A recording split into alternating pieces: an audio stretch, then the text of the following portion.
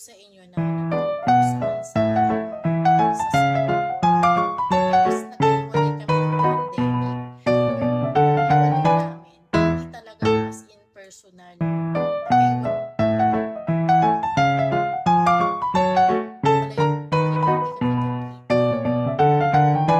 Pagka-uwi niya dito, hindi na kami nagkita.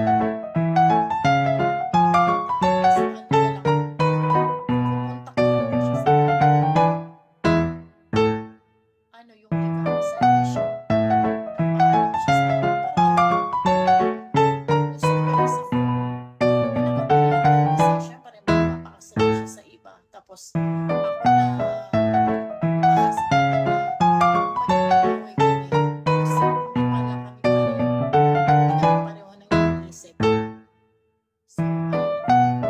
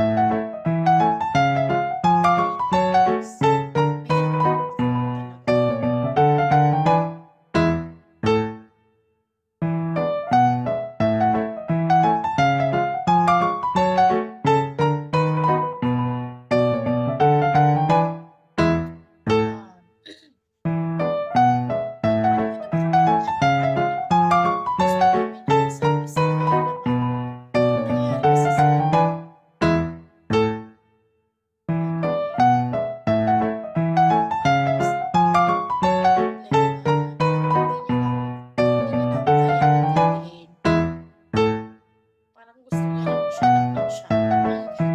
Basta